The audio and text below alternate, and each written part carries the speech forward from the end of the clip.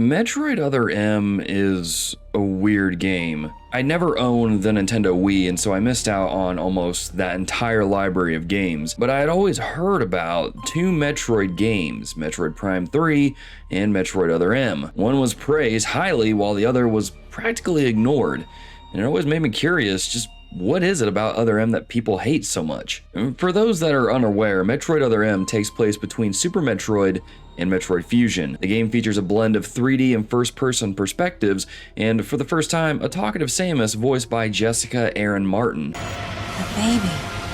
And Other M tries to appeal to both the classic 2D fans and the new 3D first-person fans from the Metroid Prime series. And really, when you look at the game on paper, it sounds actually pretty cool. But it's the execution, however, that tells a very different story. I recently played through Other M, and at first blush, I actually thought the game looked really good for a Nintendo Wii game. It made a strong first impression as it showed off the ending of Super Metroid with more modern graphics, and it just overall looked really cool. And really, that entire opening of the game up until you get onto the bottle ship left a really good first impression. I wasn't exactly the biggest fan of Samus and how she sounded, but I quickly got over that because the game just looked cool. It felt like Ninja Gaiden, but with Metroid painted over it. But unfortunately, as the game continued on, I began to see cracks in the armor. You see, the controls for Metroid Other M are actually pretty simple. You hold the Wii remote like you would an NES controller, use the D-pad to move Samus, and use 1 and 2 to shoot and jump respectively. But it's the moments that the game required you to point the Wii remote at the screen to go into a first-person mode to either scan some obscure thing in the environment or to try and shoot your missiles at an enemy during a boss fight that just never really set well for me. It just felt really clunky to try and switch between those things, especially if you're in the middle of a rather tense situation where there's multiple enemies or a big boss that can move quick. It never really gelled well with me, and so the controls, in my opinion, just didn't really fit with what the game was trying to do and being more action-packed. And the developers made the decision to forego the nunchuck because they wanted the controls to be really simple, to be more old school. And in my opinion, with the 3D plane that the game operated in, I think that was a bit of a misstep. I think if they would have had the ability to use the thumbstick on the nunchuck, it probably would have made the controls a little bit easier and would have offered 2 more buttons that would allow you to move some things around and make the game controls feel a little bit more comfortable. But that's not to say that the action isn't completely clunky in its execution. There's moments where the game really has a sense of style, and Samus pulls off these really cool looking finisher moves on the enemies that we would see later on in Metroid Dread. So it was kind of cool to see how they got their start in the series here in Other M. But speaking of Metroid Dread, that's where we really got to see Samus unleashed. And it really gave us a good rendition of Samus as the silent protagonist that we all really enjoy seeing on screen, kind of like how we do with Doom Guy or even Master Chief. And what was best about Samus is that she, like Doom Guy and Master Chief, she is a silent protagonist where it doesn't matter what's in front of her. If it's a threat, she's going to take it down.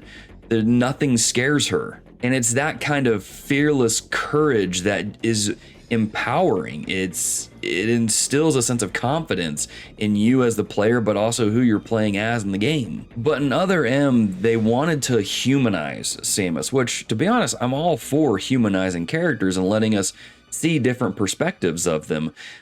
But I feel like in Other M, it just wasn't executed very well. And so in my opinion, I think Samus in Other M is a pretty poor rendition or representation of who this character is. You see, there's flashbacks to when Samus was in the Galactic Federation and being trained under her former CO, Adam Malkovich. And she was shown to be this rebellious, defiant type personality that, in my opinion, came off as bratty and just...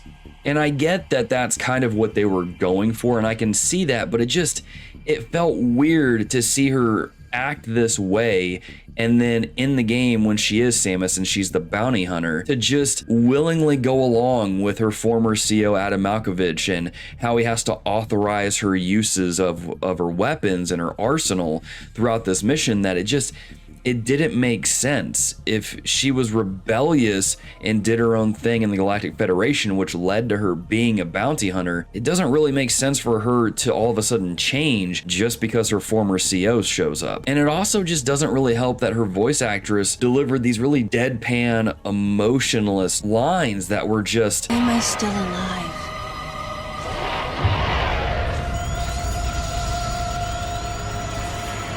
The baby.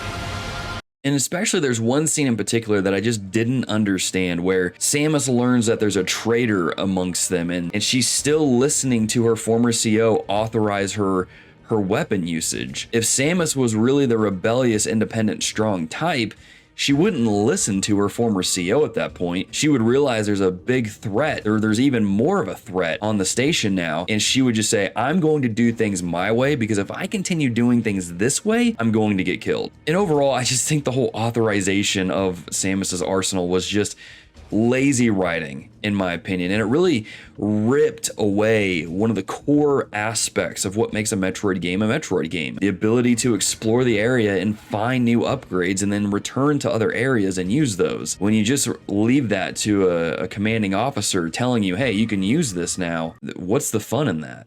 And I guess maybe that's really the issue with Other M, is that Samus doesn't feel like a bounty hunter in this game. She doesn't really have any attitude. She's just feeble, weak, and kind of mousy. So feeble that there's a point where she freezes when she encounters Ridley.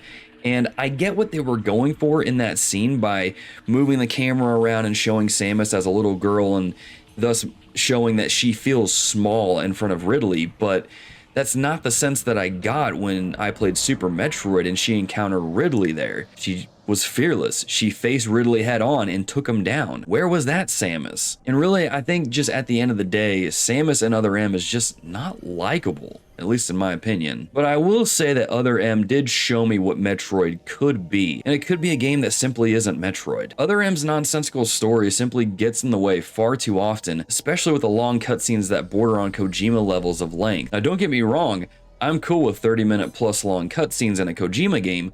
That's usually because they're very well acted and they're telling a meaningful story, whereas Other M isn't doing any of that. But one of the things I did see in Other M is how Other M could have really worked. Now you see, I'm all for games trying something new inside of their established series and breaking the molds in different ways. Metal Gear Rising: Revengeance is one such example. It's a game that doesn't play anything at all like the other Metal Gear Solid games, but it follows Raiden and it plays in a way that fits that character and tells a story that is as zany and bonkers as what you would find in Metal Gear Solid, but it fits Raiden and it works.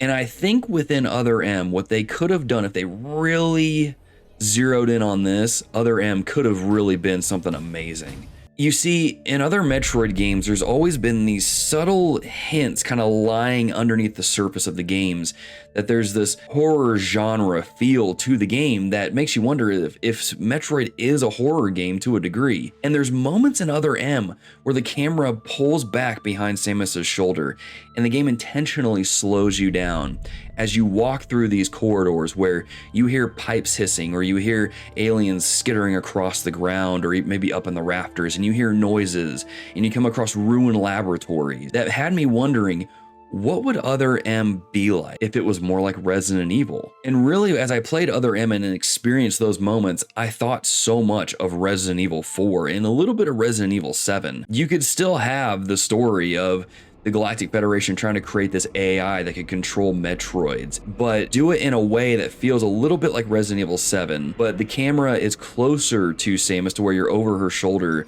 and you're kind of following her along in this journey. But you also have that kind of thick tension there that comes from seeing different things going on in the area and hearing these sounds, and it feels genuinely scary. And so it just got me thinking, like, why not explore that? That could have been really cool to have your mainline Metroid games and then have your Metroid Prime series, and then Other M could have been its own thing. Unfortunately, that's not the game that we got. Other M really could have been something special, and I could see kind of what they were going for in this game and how it really aimed for the stars, but fortunately what we got was a game that just landed on Uranus.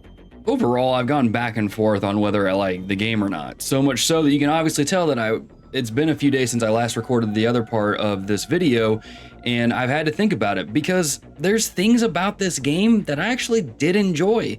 I like the style, I like the music, I like the flashy move thing, finisher things that Samus would do, and some of the boss fights were actually pretty cool looking. But unfortunately, there's just so much about this game that I just didn't like that I've already talked about in this video. I just wish Other M was something better than what it was. The game just misses the mark on so many levels, and it's frustrating because I can see how good this game could have been. It tried to do too much and it didn't really excel at anything except maybe making a bunch of memes. The baby.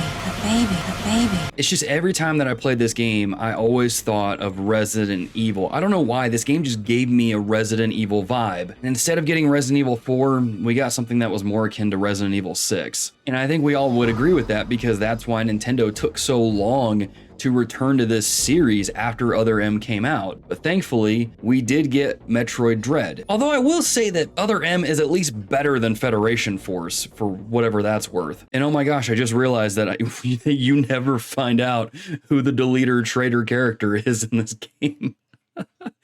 Oh man. Anyway, those are my thoughts on Metroid Other M. Have you played the game? Let me know down in the comments below. And as always, if you like this button, hit the like button and subscribe to the channel for more episodes of Memory Card, where I revisit retro games I've never played before or revisit years after they've been released. Or if you want to listen to our podcast, we've got a lot of content here on the channel, so be sure to stick around and enjoy. But with that being said, thank you for watching, and be a deer, keep it locked here, and I'll see you in the next video.